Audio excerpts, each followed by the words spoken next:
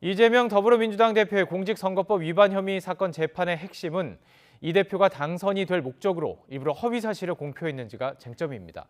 이 대표 측은 고 김문기 처장을 몰랐다는 기억이 애초 증명할 수 없는 주관적 평가라고 주장하는 반면 검찰은 의도성이 충분하다는 입장입니다. 나혜인 기자입니다. 이재명 대표에게 적용된 공직선거법상 허위사실 공표 혐의는 대통령에 당선될 목적으로 자신의 행위에 관해 허위사실을 공표했다는 겁니다. 첫 재판에서 드러난 패를 보면 이 대표 측은 이 가운데 고 김문기 처장을 몰랐다는 발언이 애초 사실의 영역이 아니라는 점을 부각했습니다.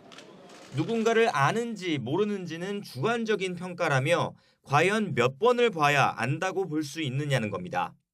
반면 검찰은 이 대표가 객관적인 행위를 두고 거짓말했다고 주장하고 있습니다. 대표적으로 2015년 1월 호주 출장 당시 고인과 골프를 쳤다는 구체적인 사실이 있다며 법정에서 사진과 동영상을 공개했습니다.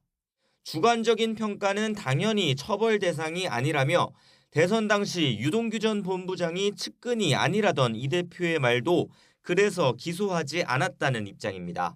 검찰은 김만배 씨와 사적 친분이 없다고 했던 윤석열 대통령도 마찬가지라며 이 대표의 편파 수사 주장을 일축했습니다.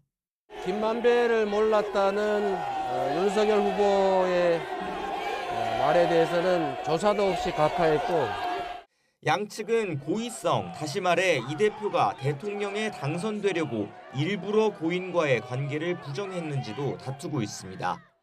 이 대표 측은 고인과 골프 친 적 없다고 명시적으로 발언한 적은 없다면서도 설령 그게 사실이라도 대선 후보의 자질이나 선거 당락과는 무관하다고 항변했습니다.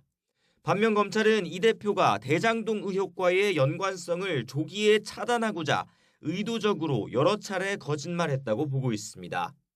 과거 경기지사 선거 TV토론회에서 친형 강제 입원에 관여하지 않았다는 이 대표의 말을 처벌할 수 없다고 본 대법원 판례가 이번 사건에 적용될지도 관심입니다.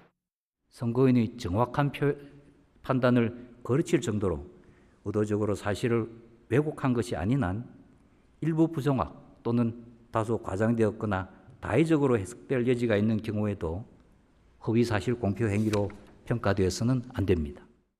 이번 사건은 이 대표 개인의 정치 생명은 물론 민주당에도 적지 않은 영향을 미칠 것으로 보입니다.